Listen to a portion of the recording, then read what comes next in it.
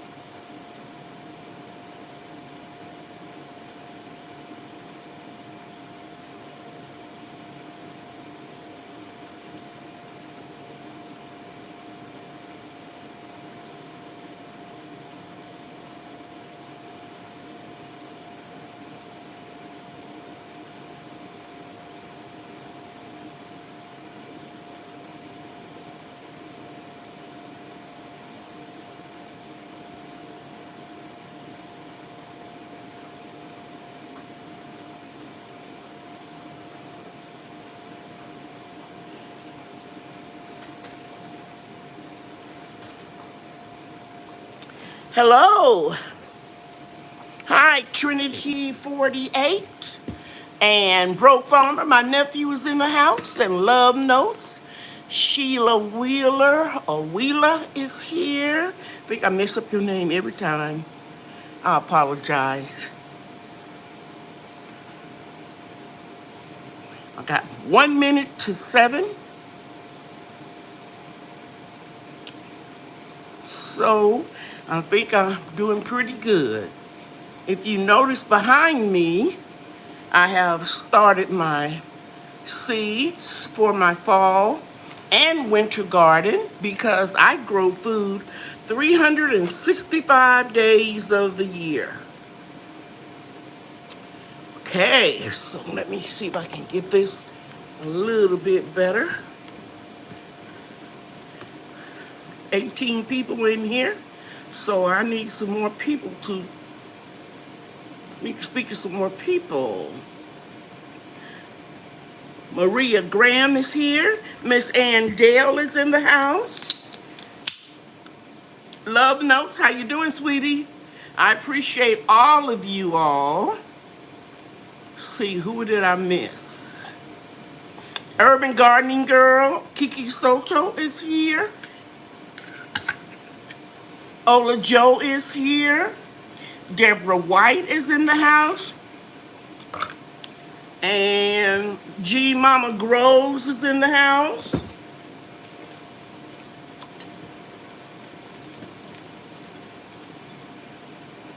Let's put this over there. Angela Loves Garden is here. Gigi Naturals is in the house. Thank you all so much. Container Crops, that's Chef Pam, is in the house. Bobby Wilson. Miss B. Washington is here. Thank you so much.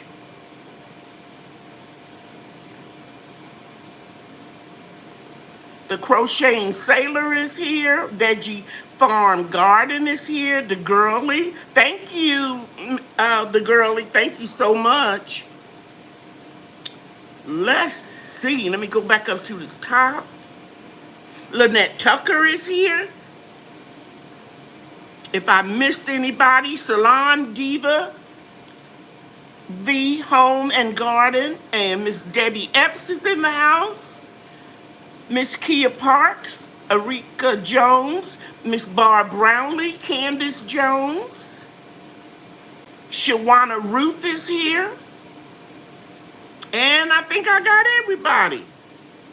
Well, welcome to my weekly Monday night chat. And let me share this with you guys. I shouldn't be perspiring because it's not hot. My allergies are not bothering me. because it rained a little bit yesterday in Mesquite, and it rained some on and off a little today. And the temperature, thank you, Jesus, is about 20 degrees lower. We've been, 100 or close to 100 every day, and it's 83. So that's a blessing. Yeah. Right behind me, I have lights and, of course, my ring light. And I've got a lot of seeds that I started Friday and Saturday. And I'm not going to even take the chance of them going outside, because every time I do that, they boil or they fry or they dry out. And it's just too much of a hassle. So I'm going to leave them in until it's time for me to move them to the greenhouse, where they will be under shade. And I'll probably put another shade cloth up over them too. I haven't made up my mind, but I'll do what I need to do. I know the last couple of years, I've been able to acclimate my seedlings in the early spring and in the fall without having to put them out in the sun for 15 minutes, then the next day 20 minutes, and build it up until it's an hour. I haven't done that. I've just been using shade cloths. So if you don't have cloths, shade cloths, I don't recommend you guys do that. But I'll be sharing with you all step by step what I do. Okay? Now let's open up my notes, because I got a couple emails as usual, more than a couple, but a couple that I'm going to touch on. And the first thing I want to talk about is in-ground planting hibiscus plants. Got several email and a comment on that, and people want to know how to do it. Now let me share this with you.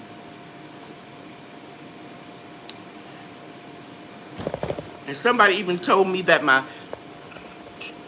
tripod shakes. I don't know what to do about that. I've been playing with it. Only thing I can do is apologize to you. It's not going to be perfect. I'll try not to hit the table. But you have to be very careful about your hibiscus, Texas star, or any hibiscus plants when you're growing it from seed. You have to be very careful the first couple of years, and it won't take off and bloom proficiently until a couple of years. I showed you guys in my Facebook group and on Instagram, and I think I posted it on Facebook, that a seed that I put in the ground 2 years ago germinated early spring. Actually, it came up, yeah, it was early spring, because I remember I put a chair in front of it so that I wouldn't let Bria and Brian accidentally pull it out for a weed. And now it's about 10 feet tall. So somebody is just emailing me on hibiscus plants. I think it's the first three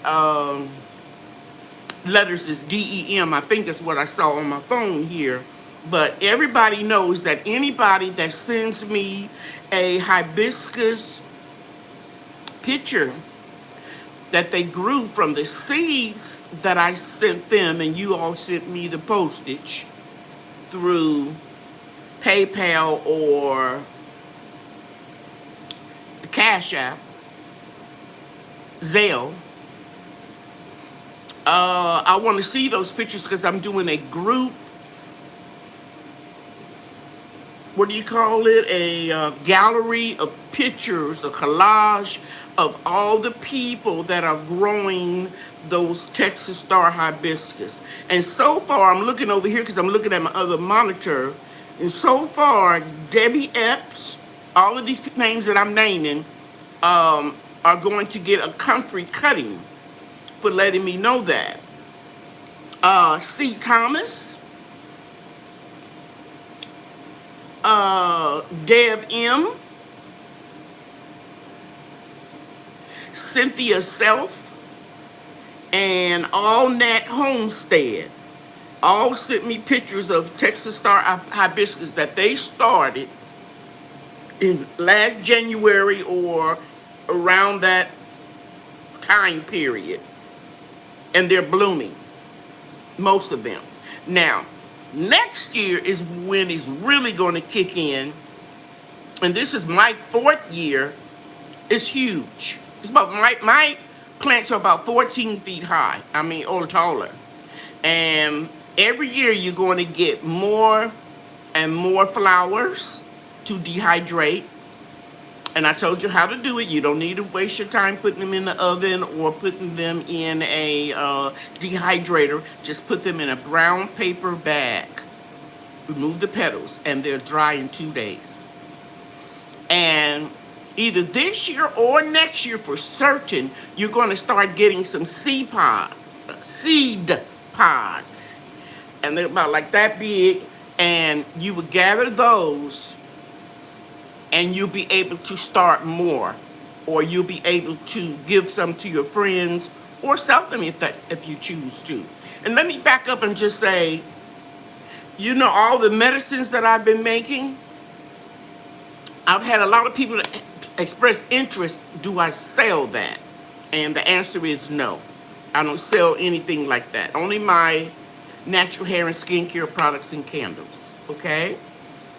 But thank you from the bottom of my heart, those of you that were interested in buying the turmeric and the honey, raw, unfiltered honey, the hibiscus, chopped up flowers, and the raw unfiltered honey. And then I did minced garlic in the honey. And last but not least, I just did a few days ago, I did ginger. And a couple people emailed me, and I think I got one comment said they do the same thing with ginger with the whole cloves. And yes, you can do that too. But I love to marinate my meat with the ginger and just a little honey. You don't even need but just a teaspoon. And it really sets it off. And of course, you know that it's delicious, and you can add that with the garlic and the honey. So you don't have to use these just as cough syrups or tinctures. You can also use these for different medicines that I made with organically grown herbs and spices. You can use them for marinades. You can take it and put it in your tea as long as it's not boiling. You can take it also and put it in your seltzer water, okay, to give it a little bit of flavor. Because this is 0 calories, 0 sugar, 0 sodium, no artificial ingredients, no artificial flavors. Because I have kidney disease, and I can't have artificial nothing. I can't take aspirin. I'm just a natural person. And this is something that I've been fighting for a long time. I've been at stage 3 for a very long time, over 13 years. But my ancestors, my father, his mother, I have a brother who's had a kidney transplant. My son in the next generation is the youngest person to come down with the kidney failure. And then my cousin, who is in my son's generation, her son was diagnosed at the age of 12. So it's something that is hereditary. And I don't want you all to wait until you get old and start fighting this stuff that you know runs in your family, like diabetes and high blood pressure. Start now so you can live longer. My mother lived to be, my sister and I was talking about it today, I think 76, and she had rheumatic fever as a child and had heart disease. So she lived longer than they thought she would live. And my father, I think he was 80 or 83. But my grandfather, the next generation, lived to be early 90s. And the generation before that, they lived to be 100 or more. So things have changed with our environment and all of these artificial ingredients and preservatives that we're putting in food. It's a lot of stuff that's going on that's making. Have y'all noticed a lot of people dying at 50 and 40 years old? A lot of people are dying young. Okay? So this is why I'm very adamant about working with whatever you predisposed to. I'm pre-diabetic for 13 years. I still haven't been having to take medication yet. And you know, and I hope I don't ever have to, but because I try to control it with my diet. So do some research if you know, if you have surviving relatives or there's a historian in every family. And ask them what did your relatives passed away from. Because you are genetically predisposed to some of that. Yes, age doesn't matter when it comes to death anymore. I'm telling you, parents are now burying their children. My kid's godmother and I had a long conversation about, a couple of months ago about two of the people in our families were in their early or mid-30s and passed away. It's something to think about. But I'm not here to depress you. I'm here to motivate you and to lift you up. So I'm going to go on and talk about my agenda for today. So let's talk about in-ground planting hibiscus. The first thing I want to tell you is you should try to keep it slightly shaded for the first 2 years. I didn't put mine in the ground until the 3rd year. And remember, in February in Zone 8A, Mesquite, Texas, we got an unusual low temperature of 3 degrees. I wasn't sure if mine were going to come back, but they did. So but it wasn't 3 degrees for a long stretch. You know, like weeks and weeks and weeks, like some people that live in other areas. So I'm not telling you to put yours in the ground if you get low temperatures. That was a fluke. We had like a week or so of temperatures like that. But after that, it warmed up. Okay? So do your research. I don't know every growing zone, what's compatible for you. But you can go on Farmer's Almanac or just Google non-tropical hibiscus and your gardening zone. Will it grow? Okay? And then you will find out. But I know if you in gardening zone 8, okay, and up, you can put it in the ground the 2nd year. Now, or the 3rd year, I'm sorry. Now, another question was posed to me was, what type of fertilizer? If you're going to drink tea, I recommend highly that you don't use any chemical fertilizers because it's kind of self-explanatory. That will be coming up into the stems, the branches, the leaves, and the flowers. So I recommend that you don't do that. I mean, if you want to, but don't do it in the soil or close to the plants that you're going to be eating or consuming, or especially making a tea out of. I wouldn't do that. So the only thing my Texas Star hibiscus have received was the 1st year. Of course, I would give them some comfrey tea. I gave them weed tea. I gave them homemade compost, worm castings, and I think that's about it. Azomite rock dust, mycorrhizal fungi. I may have given them that. After I put them in the ground, I don't give them nothing at all.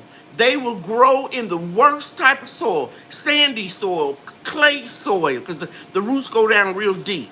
You can grow it in potting mix. You can grow it in garden soil. You can grow it in topsoil. Okay? So it's no secret formula. Comfrey and hibiscus, I'm going to touch on that tonight too, will grow in very dense or loosely packed soil that contains vermiculite or perlite. You don't have to do anything fancy smancy. But do this for me. When you do transplant it from a pot into the ground, when you dig that hole out twice as big and twice as deep as the root ball of the container, take some of that soil with the transplant and put it in there. Don't just pick it up and shake it all out and then just plop it in the ground. You want it to have some soil that is accustomed to. Okay?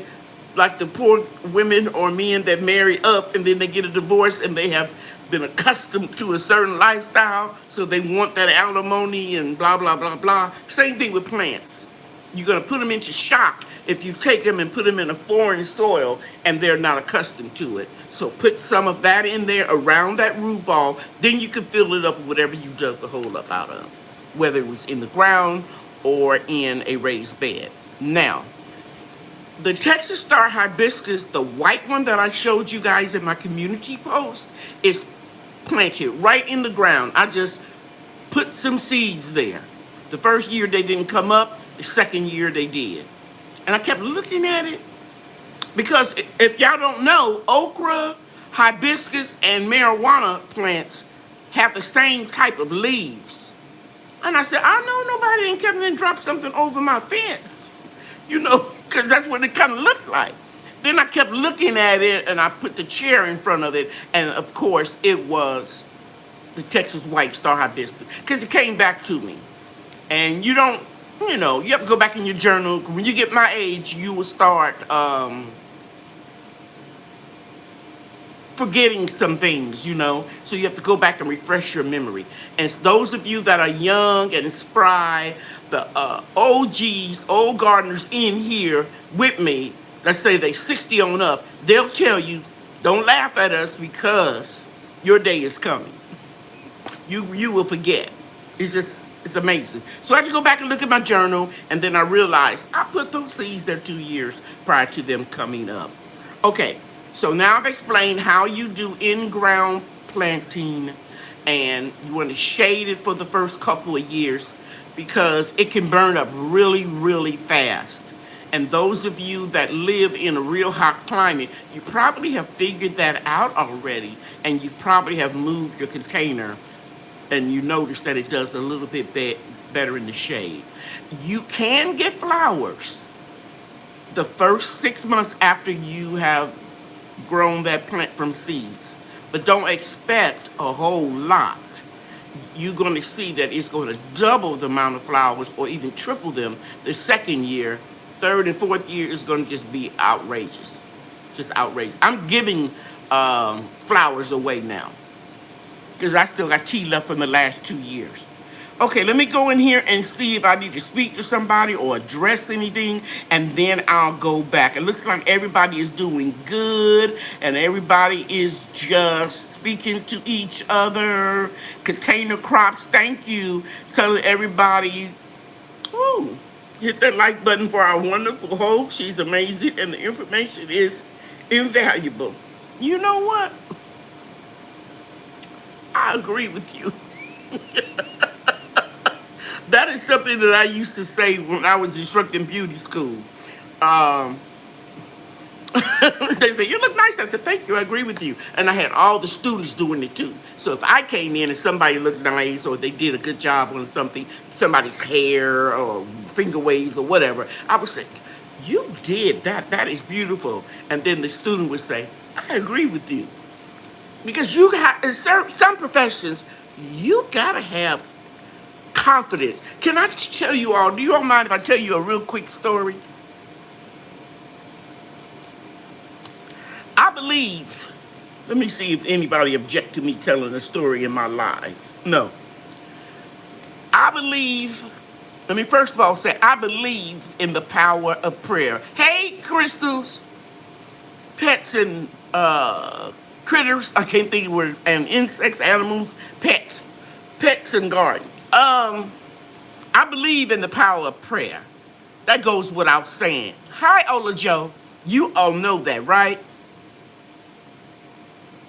But how would you feel if you walked into a salon and you wanted to get,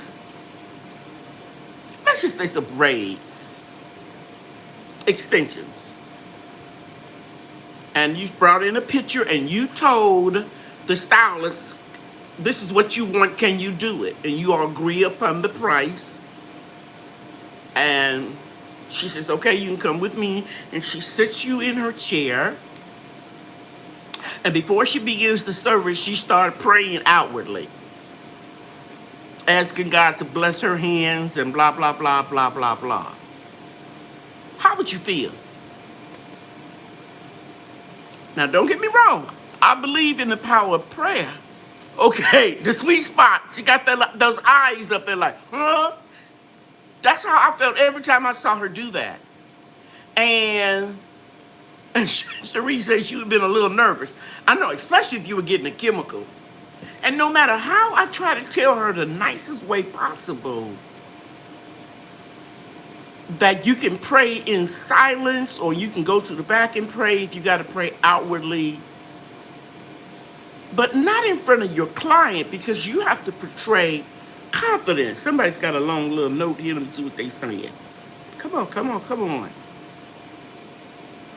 I'm trying to pull it up on my notebook. I was a hairdresser for 35 plus years and loved going to work every day. If you love what you do, then it's not work. That is true. Stinky Puddle Ranch said, I would be nervous. And Tia says she probably would ask the person, do you know how to do this?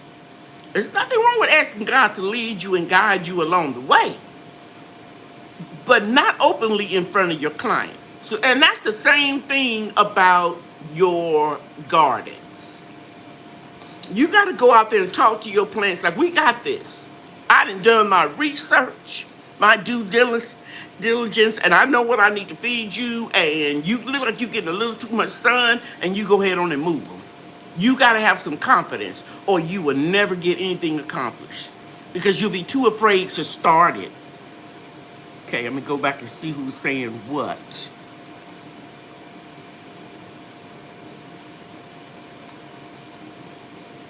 I probably asked her, why you praying overdoing my head? Exactly, container crops, you're not that shy. I would ask her, you sure you know what you're doing? So I would instill confidence in my students, and the same way I do when I'm trying to mentor a gardener. Go forward, you can do this. Don't come over here and ask me to do everything for you. I will show you, and then it's your time to emulate what you just saw me do. Okay? All right, I just want to share that with you. Now, let's go over the comfrey cuttings. So if I don't call your name and you think you're supposed to get some comfrey, you need to let me know. Before I do that, let me say that Karen Witherspoon sent me 2 pictures of hornworms on her pepper plants. A lot of people think hornworms only eat tomatoes and tomato leaves and branches. And I tell you, anybody that can send me something out of the norm like that, I would send her mammoth sunflower seeds. And there's one more person that won comfrey, Debbie Epps, and went in the contest, and Cherie. Cherie, I don't have your last name, so you need to email it to me. You want some comfrey. And then last week, when Bria called me, I have both of my cell phones synced together. It stalled my live, and I had to stop. And I'm not sure, and you all can help me if I'm wrong, my moderators. I was going to give 2 people cuttings, and I think the other person was the sweet spot, but I couldn't verify it because it froze right there. So moderators, can you tell me who that second person was? Melanie says she found a hornworm on her deal. Container Crop said it was me. I don't think so, the Container Crop. Are you making a joke? Are you for real? Okay, no. Ann said it was Container Crops. Okay. I apologize. Chef Pam is Container Crops. Okay. All right, I'll put that down right now. And I think ONTAINER Crops. And I think I have your email address. Now, you are going to be seeing me because I'm going to make videos out of this. I'm going to take these trays that I had, and they just stacked up at the back of my food forest. And I'm going to sanitize them, and I'm going to put half topsoil and maybe a little potty mix with it. And then I'm going to start digging up the comfrey. And I'm not going to just send you like you get on eBay or Etsy or Amazon. I'm going to root them. But this is the deal. Once I send you 2 rooted comfreys, 2 rooted comfrey cuttings, please don't email me and tell me one didn't take. I'm not going to send them to you again. I'm just getting this out the way now so nobody will ask me later. Because really, if I send you 2, if you just get 1 to root, I'm trying to say this a nice way. I don't know why I would send seeds to someone and then they keep telling me they couldn't get them to germinate. Send them more, send them more, send them more. And I did that, guys. And it cost me $4 and $5, depending on where it was going every time. And I'm not going to do it anymore. Per my son going over my records and want to know what all these shipping costs. So I said, well, she said her seeds didn't germinate, and I'm trying to tell her be patient. And he said, well, I'm the CEO now. the one, you know, he go back to work tomorrow. He goes back to work, guys, tomorrow. He has a slight limp and he has a brace, but his shoulder healed up pretty good, and that surgery they did with his knee, he's doing really well. And he told me he's the CEO now. If you send them 2 cuttings, they don't root, you don't need to keep sending them. So y'all, I want y'all to do your homework. Those of you that have won it, do your homework, go back and watch the lives, because I'm telling you how to grow it. And please don't email me and tell me it didn't take, because I can't keep sending that out. I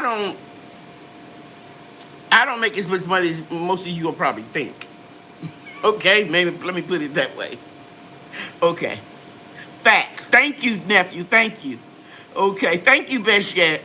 If I send you 2 cuttings and I'm gonna root them for you. And I'm gonna be showing you, yeah, GG Natural, he is the businessman. GG, he was the one that told me to start my company again. Mama, you doing better, your health doing better. Go ahead and just put some of your best sellers on there and just go with that. And he financed me and everything. I didn't get no PPP money or anything like that, guys. He financed me. Thank you, Maria. He's doing much better. He's doing much better. Okay. All right, let me see if I missed anything. Okay, let me get back to my notes. Oh, I don't want to tell you all because I saw hornworms just don't eat tomato leaves. Now, I got a question for everybody. If you grew squash, butternut squash, cucumbers, come on now. The green one, zucchini,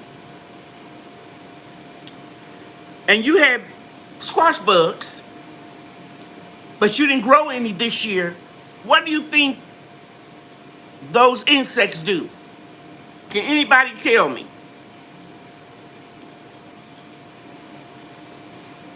What do you think happens to those insects?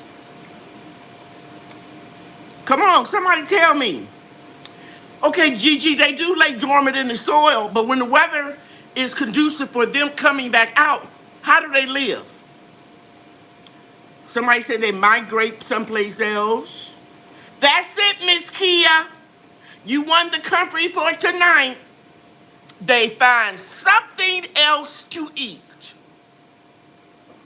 until their favorite come back. I don't know, I'm just talking too loud. That's just like we like kids, like peanut butter and jelly sandwich. You keep giving them a peanut butter and jelly sandwich. Then you run out of peanut butter and you know they like macaroni and cheese, so you cook them some macaroni and cheese. I'm thinking of Bria and Brian when I'm saying this. They gonna eat that macaroni and cheese. So guess what I forgot to put in my video when Brian and I gathered the elderberries and watched them.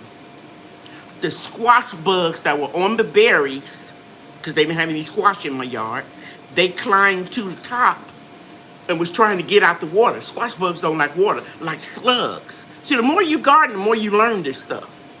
And a squash bug is green before it matures and turn a brownie color. Beigey brown, whatever you want to call it. So I said, look at here. Because when I cut down that 15 or however many feet it was sunflower, I killed 2 squash bugs. I'm thinking I might have remembered that in my video. Right next to that sunflower are the jujube tree and elderberries. So we didn't really see the squash bugs when we were cutting off the clusters because we weren't looking at all of that.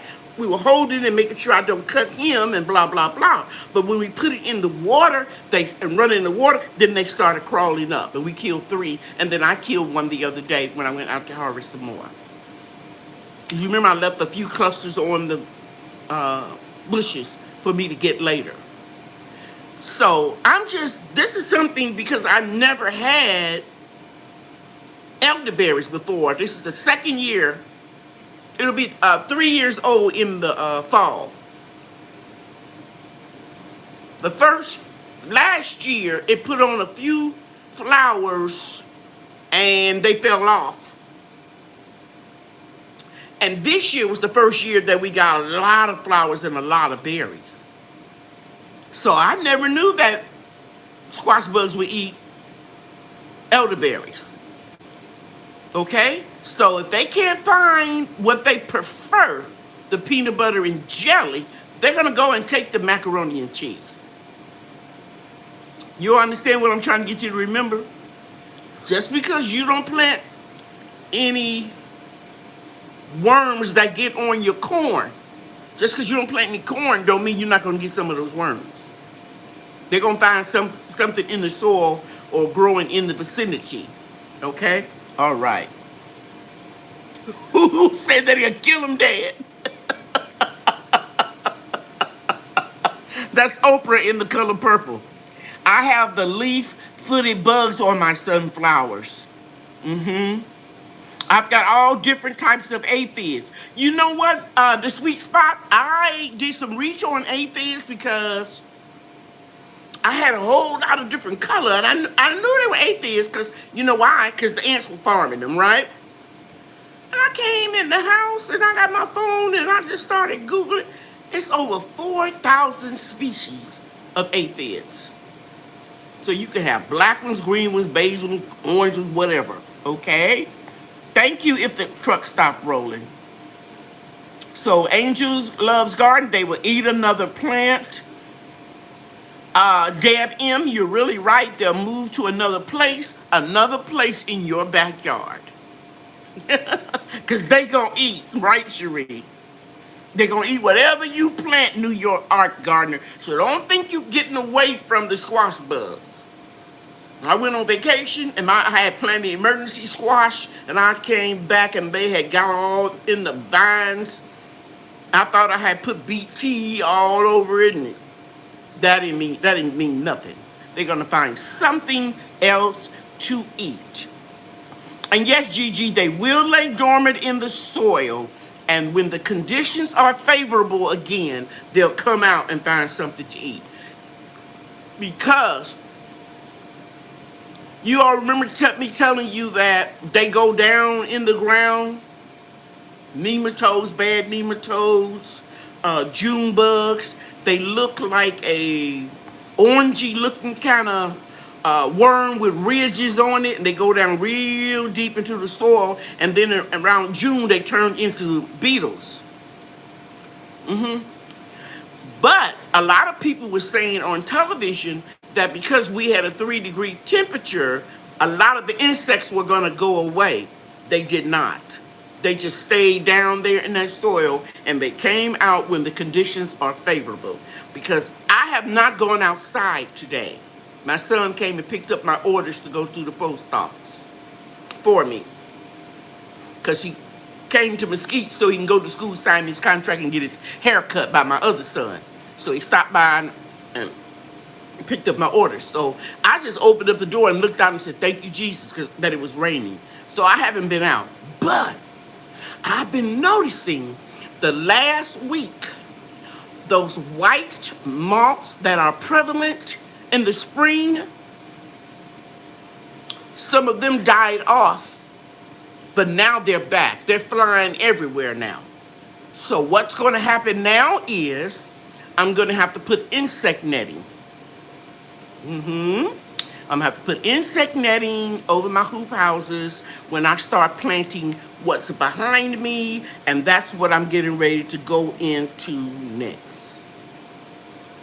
Make sure I did everything. Oh, I want to tell you that I'm going to do a video showing you how I dilute the comfrey. Some of you have asked me about it. I've talked about it, you know, in the live chat, but I'm going to physically demonstrate it to you in a video coming soon.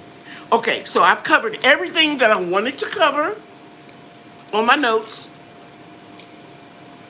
Now I'm going to show you what I'm planning for the fall. And this is not all of it. This is just group one.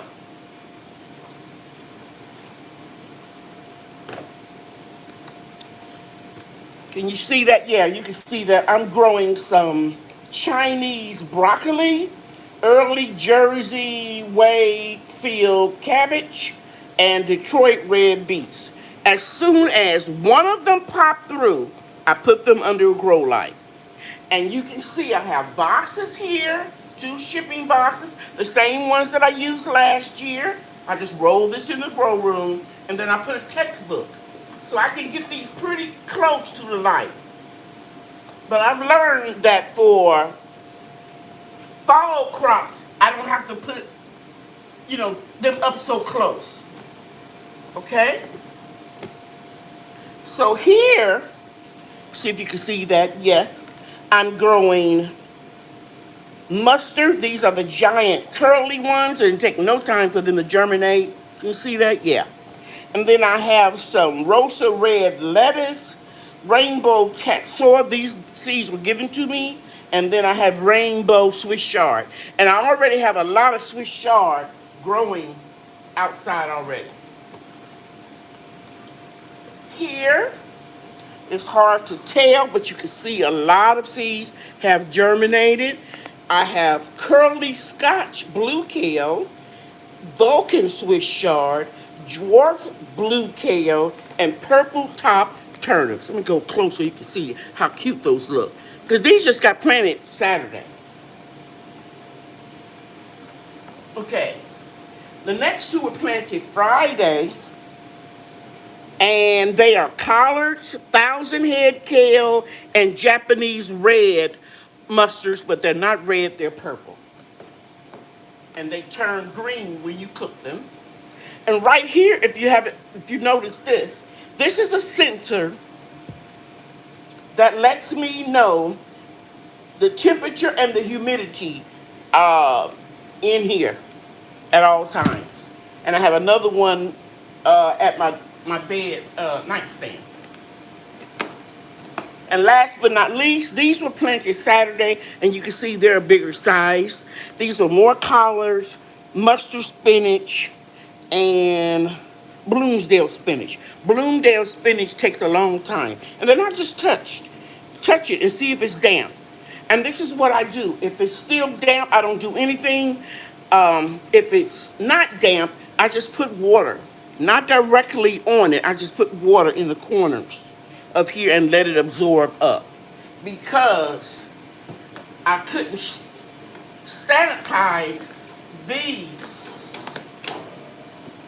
like I sanitized my Jiffy Seed starting mix. Okay, up here I just planted these yesterday. And these are popsicle sticks. I take anything and use them. And nothing's coming up, but I have field peas that were donated to me. And I didn't have any luck with my pink Chinese celery. I think I planted 3 seeds and only got 1 to germinate, and did okay, but not good enough. I think I planted the wrong type of year. I planted it in the winter for the spring, so I'm going to try to grow it in the fall this time. And what is this? Oh, a Russian sunflower. And over here, I've got red, I don't know. The ink is worn off. I think it's red Detroit beets. Yeah, and this is a mushroom basket, and some of these are coming up. So tomorrow these will go under the light. You see that, guys? You see just a little coming up. A mushroom basket. It's a seed that I bought from Baker Creek. It's a tomato that's humongous, but it looks like 3 or 4 tomatoes all growing together. And then I have golden beets here, and I have a California Wonder and an Ozark pepper. These are 2 giant peppers. And this is the sunflower that grew 15, 20 feet. Okay, so these need to go up under a light tomorrow. And all I have to do is just put something up here. Let me see, can you see my hand? Yeah, I'll put something up here, flip this over, turn these lights on, and get those plants. I don't know if you can see that. Yeah, I'll get these plants closer up to those 3 lights. Okay? Are there any questions about what I'm growing? Is that all I'm going to grow? No. I will do cauliflower, Savoy cabbage, and broccoli. Oh, that's what that thing was. It was Japanese broccoli, a spear type of broccoli. Okay? All right. Let me see if there are any questions about planting. No. No. Hi, Food Force Permaculture. Thank you for being here. Thank you, Peaceful Place Gardens, for being here.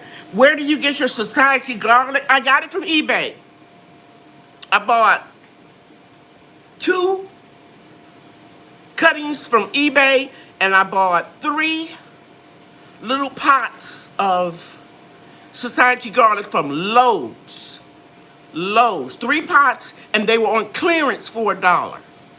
And I know had the pandemic hadn't hit, and I used to go to Lowe's every other day, me and Bria, and I would have probably got some more by now. But that society garlic is so very easy to propagate. And out of all the garlic that I have now, it came from 5 small plants. And I propagate it every fall and every spring. And I mentioned this before, that Brian is so good at it, I can let him do it by himself. Okay. Hey, there's my internet daughter, Green Organic Love. Happy to see you here. I've been missing you. I think I spoke to New Art Gardener. If I didn't, hello.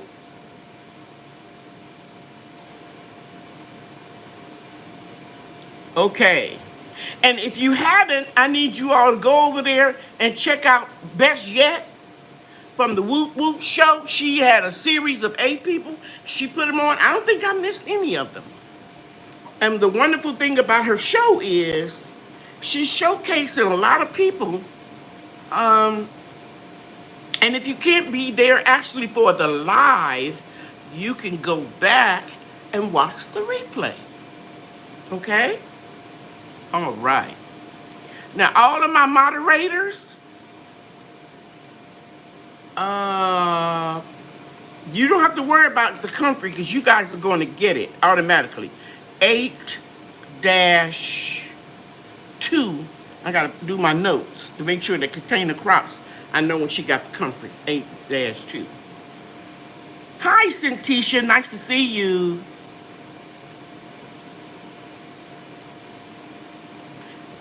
I'm just going back and making sure. Mary Campbell, when do you harvest your sweet potatoes? Before the first frost. Sweet potatoes take about 120 days to fully develop, but if you have to harvest them a little early, that's okay. But just make sure that you don't let them go in a temperature 32 degrees or lower. They will not be any good whatsoever. And another thing I want to tell you about sweet potatoes, stop watering them a week or 10 days before you get, if you know you're going to harvest them. Stop giving them water so it'll be easier for you to harvest. If you go back and look at my play list, every year my grandchildren love to harvest the sweet potatoes. Now, right now, sweet potatoes can survive 100-degree weather, but they look horrible because the leaves are all dried up or, you know, brown or whatever. But as soon as it cools off, that's when my sweet potatoes are going to flourish. Okay? Thank you for asking that question. That's a good question. Okay, all caps for your questions.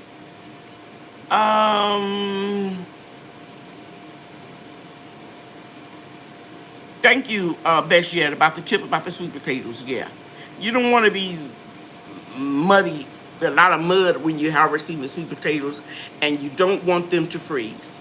Once the frost hits them, that's it. You can try to save them if you want to. Trust me on this because my mother-in-law taught me that.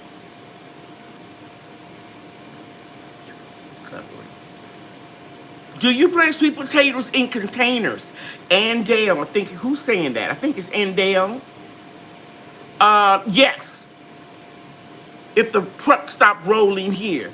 Yes, I always plant mine in potatoes. I plant them in a raised bed one year and I couldn't even get them all. And they just kept on growing.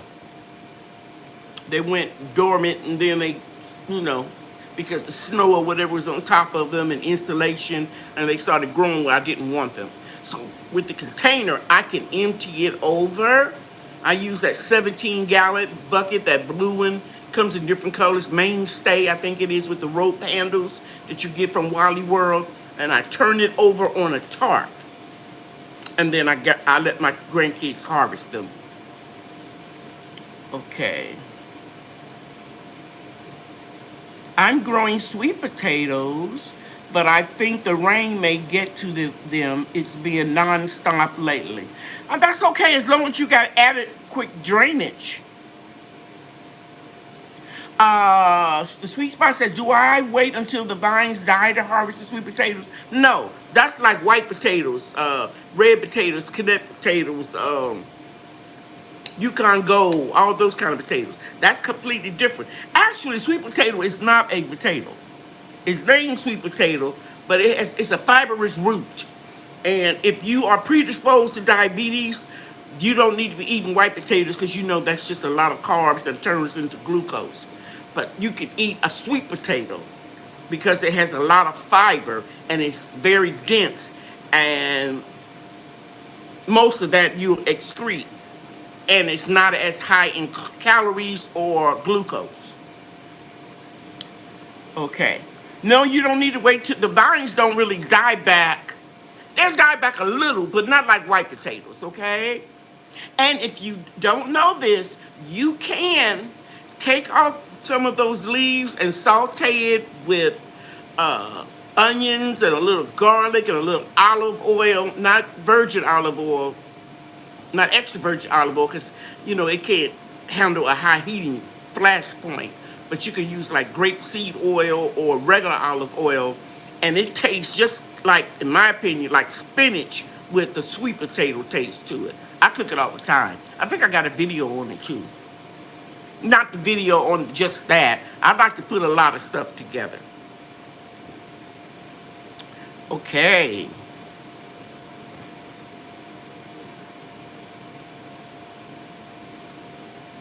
I think best yet probably putting my YouTube video on the sweet potatoes. Okay, Melody Joe Gibson said hers are late and she grows them for the leaves. Melody, a lot of people do. Okay, that's what, best yet. How I grew and harvested 3 store-bought sweet potatoes in a container with just compost. And that's what I did. I went in and I found some sweet potatoes in my pantry, and I said, oh man, it's July. In my grow zone 8A, we plant our sweet potatoes out in May. And I think in this video I'll show you that it was July, and I still grew some potatoes. Okay. And I've grown all of them. I've grown purple ones. I've grown, Japanese kamaki or whatever it is. I've grown Old Henry, the white sweet potato. Some people call them yams. But if you ever watch this movie, it's on Netflix. Oh man, I can't think of the name of it. I told my people in my Facebook group, Debbie Epps, if you in here, if you still here, if you could put the name of that movie up. Oh, well, if I could go to my phone real quick. Go to Netflix. That's going to take too much time. I'll put it in the notes at the bottom. I'll put it in a comment. But it showed you what a yam really looks like. And so we Americans have renamed food high on the hog. That's it, Suzette Mukes. Thank you. Thank you. If you all watch that movie, it's not what you think it's going to be. It just shows you how African cuisine has influenced soul food, and as well as luxury upscale restaurants, how all of that stuff was originated in Africa. For the longest time, until this movie, I thought that rice came from China. No, Africa. And it's not a depressing movie. It doesn't get into slavery. I mean, it's nothing like that. It's strictly cuisine and people farming and growing it. And it is remarkable to see. Because, I mean, even my son that don't even like this kind of stuff told me that he learned a whole lot about the culture and where stuff originated. Okay, now I love that series. I'm growing okra because of it. Yes, Santisha. Because I had heard about the Underground Railroad and about how the slaves had braided their hair and put rice in the hair so that when they got wherever they could, when they could make a fire, they can get that rice out and boil it and rinse it and blah, blah, and they'll have something to survive, to eat. But I didn't know that it originally came from Africa. So if you haven't seen it, Zena's World says, I've seen it and it is a must-see. I'm telling you, it is a really good movie. And I don't want to give it all away, so I'm only going to talk about those two things, the rice and the yams. And when you see what yams look like, then you'll know that when people start showing their Thanksgiving and Christmas dinner and the candy yams, because I grew up in a house where we had the candy yams. No, those are sweet potatoes. Yams look completely different, and you will see when you see the movie. High on the Hog on Netflix. You're gonna love it. I sat there and watched it all, and I'm not a TV watcher, and I'll sit there and watch the whole thing in one sitting. Okay. Southern Red Sugar is High on the Hog on Netflix. And they taste different too. That's right, Container Crops. She's a chef. Chef Pam. Check out her other channel. Container Crops and Chef Pam. So you know she knows about food. A yam and a sweet potato don't taste nothing alike.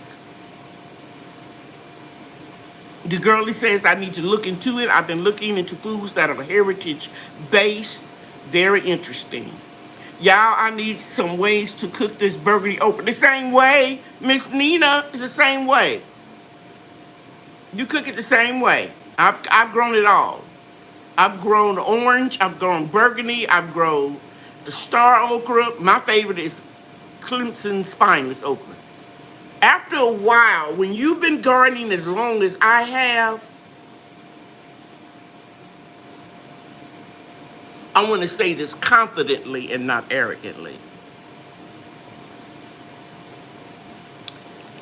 It gets a time when you don't want to experiment. You know what grows very well for you in your zone, in your specific microclimates in my backyard. I know where I get the most productive plants, and I know what I can get a lot of and that I enjoy. Now, I don't care if I get a lot of something and I don't like it. You know what I mean? So, I've grown every type of okra. There's one called, that's why I hesitated, because the man grew it and then turned it into coffee. I even did that one and didn't like it. Because you're not supposed to drink a lot of coffee if you have kidney disease. So I said, well, I'm going to drink decaf. You're not even supposed to have that, because even decaf have some coffee into it. Somebody's talking. I bought a Clemson spineless start, but the okra is red. Somebody lied. Yeah, until they'll mix the tags up. Yeah, I've gotten that with peppers. Thought I was getting a red bell pepper and ended up being a banana pepper. That's why I like to grow from seeds. And another reason why I like to grow from seeds, because I save a lot of money. And I said this before, and I hope I don't get slapped for it, but I'm good at it, because I've been doing it for a long time. But if you work and you don't have the time to do all of that, get you some transplants. But just know there's a possibility that you're not getting what you're thinking. In my head, life is a bunch of chocolates. You never know what you're going to get. That's the gamble that you take with transplants. Even if you buy them from a reputable place, you like Chef Jeff or Bonnie's, you still sometimes get them mixed up. And that's what Auntia just said. She bought Clemson spineless and it ended up being a red okra. Okay, my daughter says she just watched the trailer for Highland Hall, Green Organic Love, and she's going to watch it tonight with her husband. Suzette Muke said, me too, I'm a seed lady. I am. Who's alive who I was in yesterday? Oh, Broke. My nephew, Broke Farmer. And if you all don't know, he has one on almost every Sunday. Check it out. If you haven't subscribed to Broke Farmer 76, you need to. And then hit that bell for notifications. And you will get a warning when his live is going to come on. And people come in and he shared the screen. I never try to get on in nobody's live, because I do it every week. So I'm in there not to intimidate, but to show love and support and back everybody up. But he always let a lot of people that don't have a whole lot of subscribers, he opened that up for you all and let you come into that platform. It's a beautiful thing. And I was saying in his, well, I lost my train of thought about, I said something in Broke Farmer's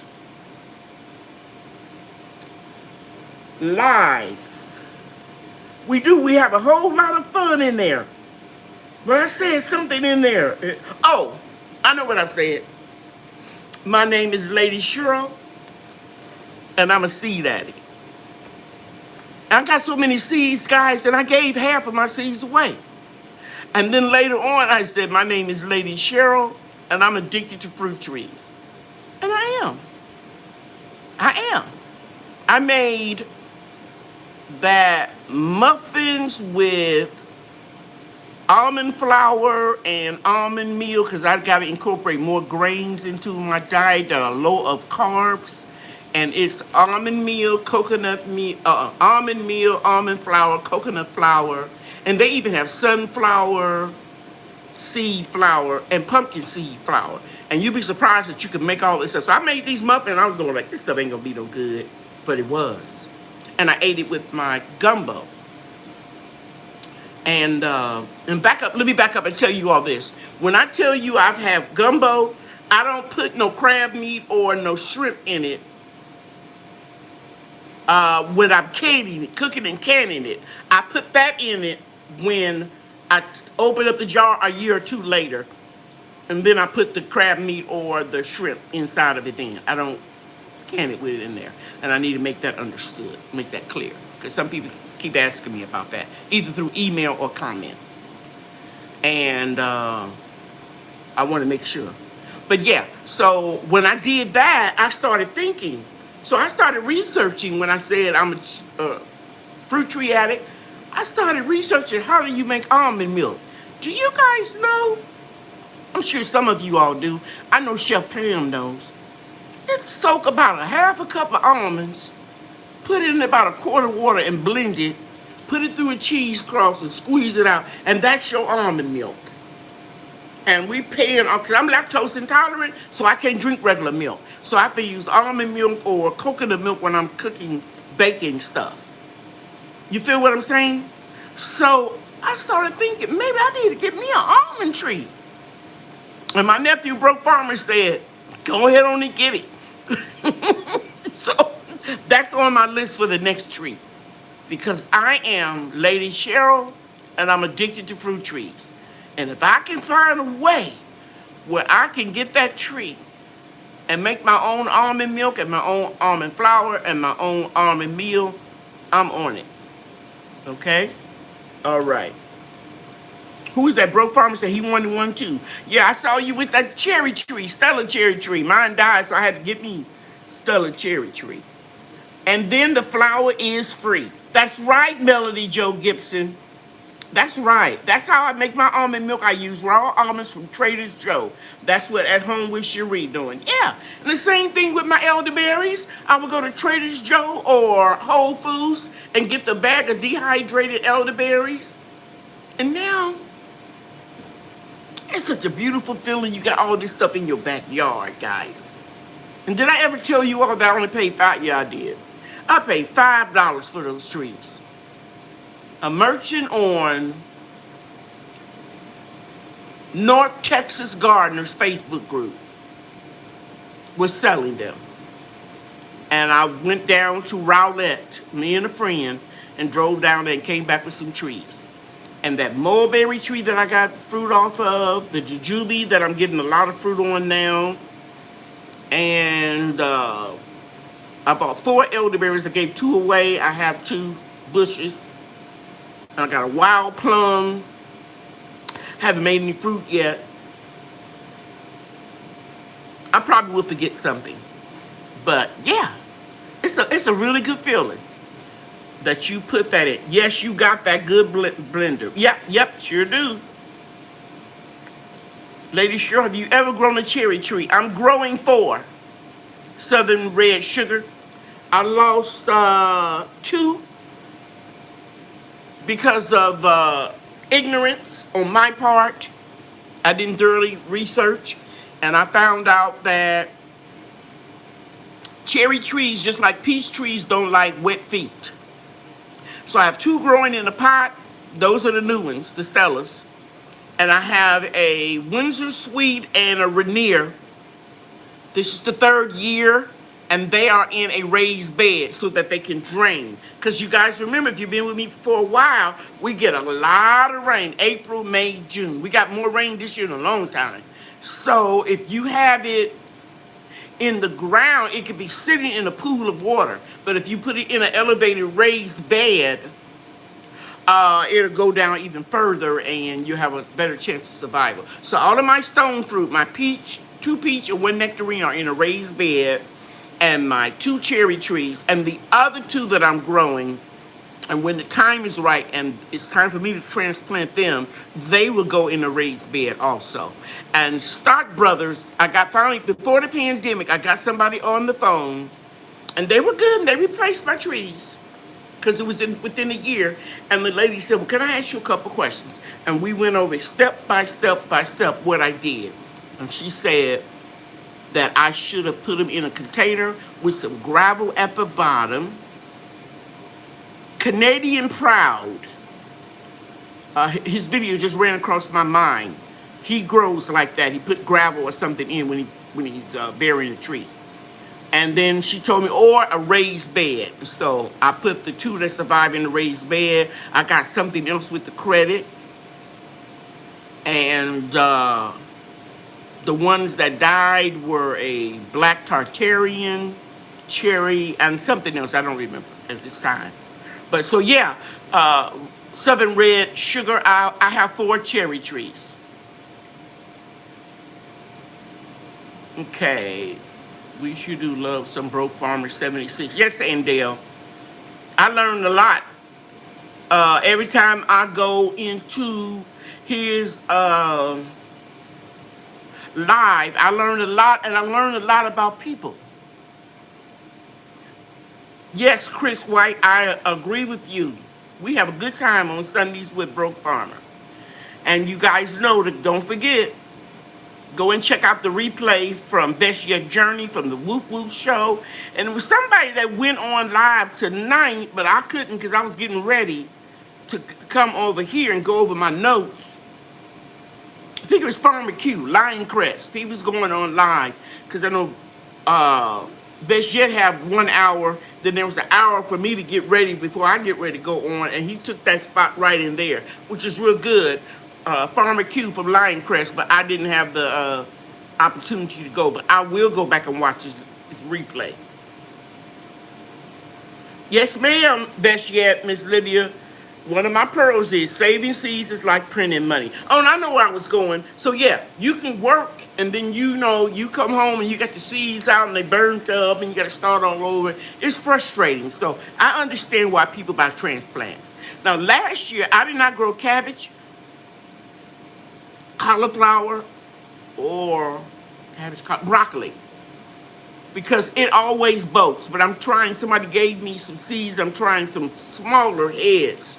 And I still plan on buying Savoy cabbage, broccoli, and cauliflower transplants, because they have to be stuck. I don't know. Maybe since I got them in here, I may try it. I don't know. But last year there weren't any left. Everybody is trying to garden, and believe you me, people are still gardening. Some people think that people have stopped. No, they're still gardening because there's a lot of fear being perpetuated. Intentionally and unintentionally. Some people are sincere when they're making all these videos, but some people are getting people to panic about food shortages and power outages and all that stuff. Yes, we have to get prepared. We have to get prepared, but we don't have to live in fear. Because if you're constantly living in fear, you're going to bring your immune system down, and you're going to set yourself open for anything. Okay?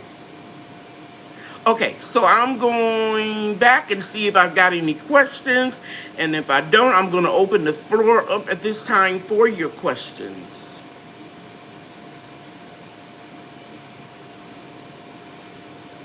Food forest permaculturists talked about shade cloths help to stop bolting as it cuts out a lot of the sun. Yes, that is true, but when it's 100 degrees, food forest permaculture, my brassicas still bolt. If it's 100 degrees. If it's 100 degrees, even though you're being filtered in my greenhouse with a shade cover over my whole greenhouse, I still can monitor the temperature and the humidity, and it still be too hot, and my stuff will bolt. And Dale, I bought some. Her question is, can I start garlic from the grocery store? I bought 2 for $4. I bought $3 worth of hard neck, garlic that was on sale, 50 cents each. And Chef Pam from Container Crops is the one that told me to store it in the refrigerator, because September is when we plant garlic in Zone 8. But the society garlic, I can grow it all year round. Okay? So I have grown potatoes, white potatoes, sweet potatoes from grocery store food. I'm going to try the garlic. I'm not going to pay a lot of money for the garlic. Okay. The black Tartarian sweet cherry, did it die because of the wet feet? Yes. If the truck stopped rolling here, yes. I put it in the ground and it got too much rain and it was just sitting in the pool. Because when I dug it up, it was just sitting in a pool of water. But now in the raised bed, I don't have any problems with my cherry trees. They look beautiful. They got blooms on them, but the Rainier and the Windsor Sweet, you can't cross-pollinate with them. But the Stella, you can cross-pollinate with them, so it's going to be real close to them. Okay? And I might even go back and get that Tartarian, that black Tartarian cherry, too. I keep saying I'm going to stop. Stephen Lewis said he's catching me live. Thank you, nephew. I appreciate it. Just got back from picking up some raspberries. I'm listening, but I had to say hey from Fort Worth. Yes, sir. My neighbor from Fort Worth. In the South, the cold weather crops are best planted down for upcoming winter. I agree with you 100%. Food, forest, permaculture, because I grow food all year round. Even in 3-degree temperature, I still had food growing. I just messed up with I messed up and wasn't prepared for a power failure. And I didn't move my citrus trees in the house. So the coldest that it got, according to my remote thermometer, was 19 degrees. Even with a 3-degree temperature inside the greenhouse, the coldest it got was 19. And so I lost a lot of trees, citrus trees. This year, however, I will have a kerosene lamp and candles and whatever if it happens again. Some people think that this is going to be the norm because of the way the climate is changing. So if that happens, I'll be ready. Okay, let me see if we got anything else.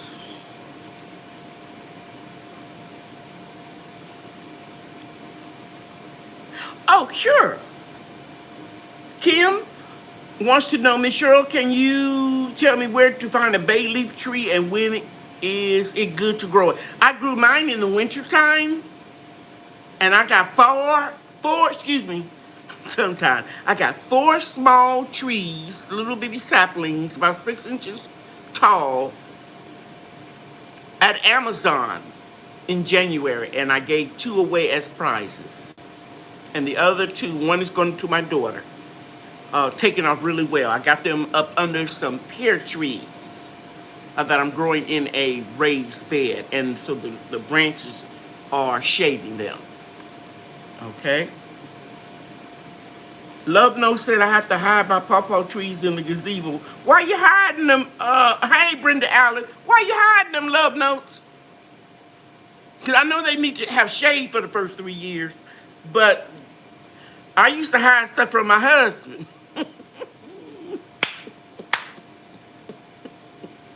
No shade. Oh, okay. That's it.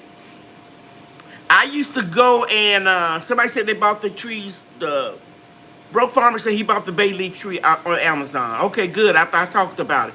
Yeah, I used to go shopping with big purses and come in the house and have stuff in my purse and hide it in the closet, and we get ready to go to church. He said, that's a new dress. I said, no, I had it for a while. Like 2 days. I ain't growing with Hudson. You can't let your right hand know what your left hand doing. That's Bible. He need to know everything. I worked all the time. You fussing about me buying church clothes.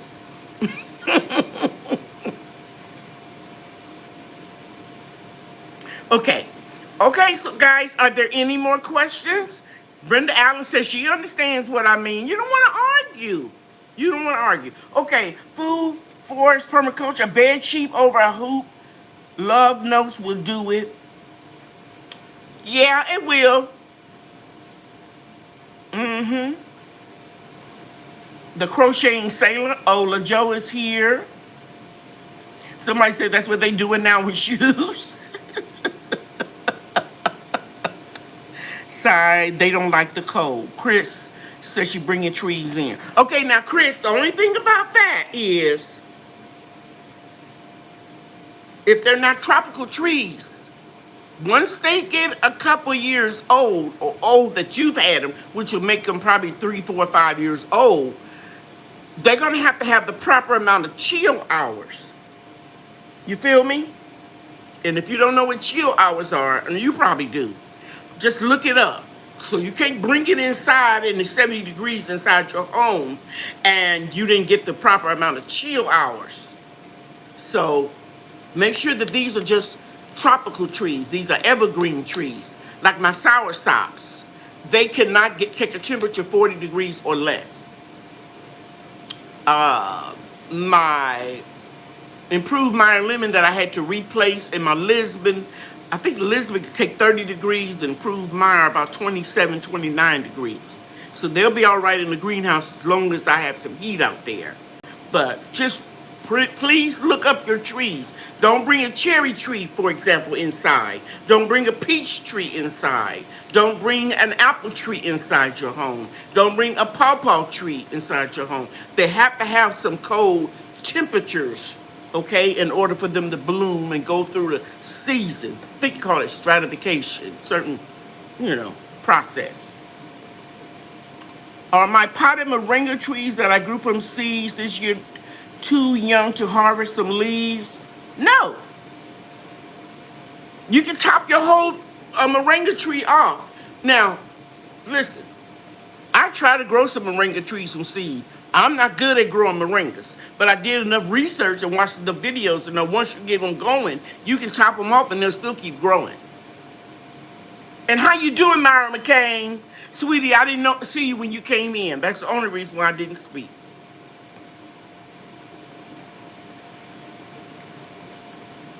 I just shampooed and conditioned my hair. About to use your Grow Promoter tonight. Thank you very much. And that reminds me, I still got that special on the Total Body Oil and the Moisturizing Hair Milk. You purchase just those two products between now and Tuesday at midnight. I will send you the pain cream free. Okay? I didn't even talk about it. I don't like to talk about it you know why, guys? Because basically my channel is gardening, so I don't want to talk about it every week. But the Lord is blessing me too. I have my regular customers. You know what I'm saying? I have my repeat customers, so I'm doing good. But I do want to offer something to my subscribers and people that come in the chat. If somebody will put my natural hair and skincare link up, my moderators, I really would appreciate it.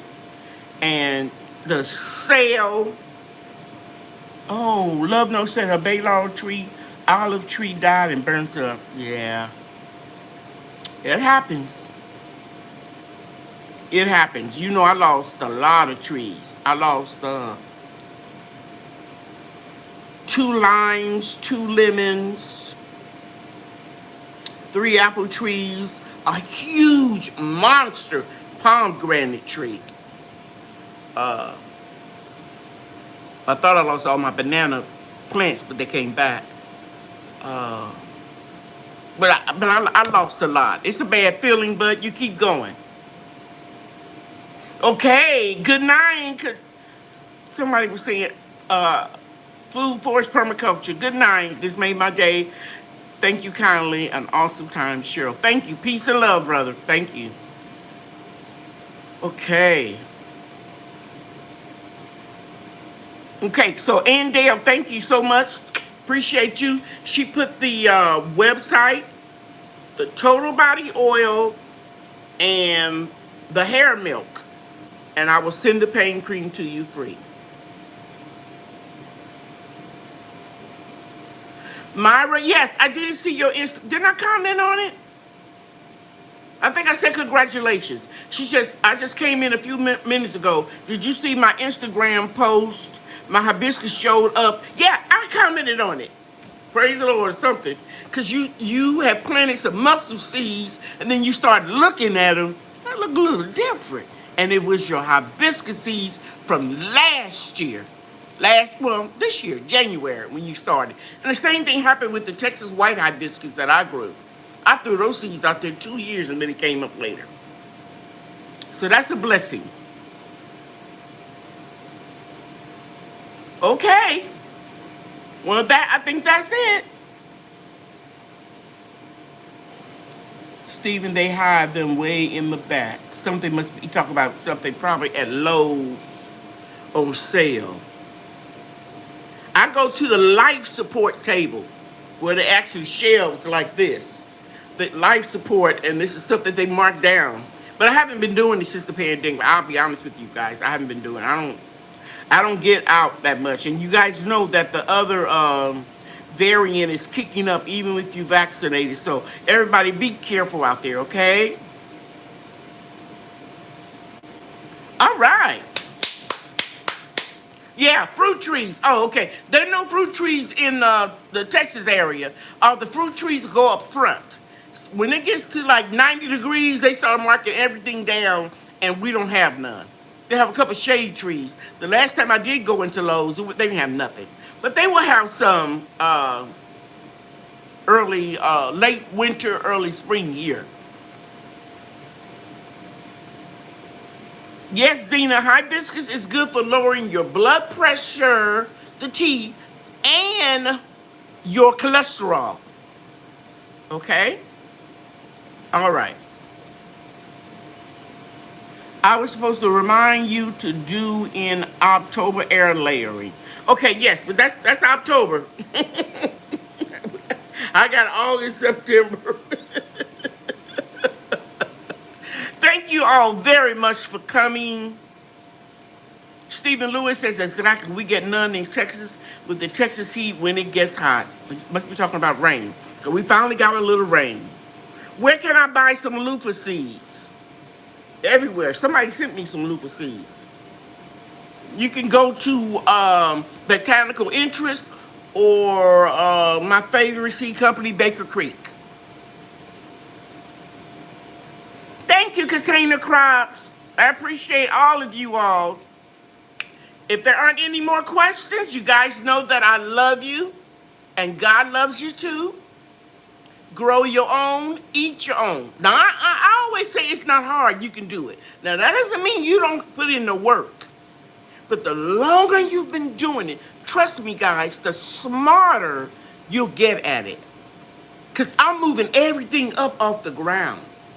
I'm not going to be 70 years old still getting down on my knees. Everything is going up higher and higher. Okay? So, grow your own, eat your own. It's not hard. You can do this. Good night, everybody. I love you. Take care. All right. Somebody said, enjoy the live. Learning is fundamental. That's the closing word for tonight. Bye, everybody. See you next Monday.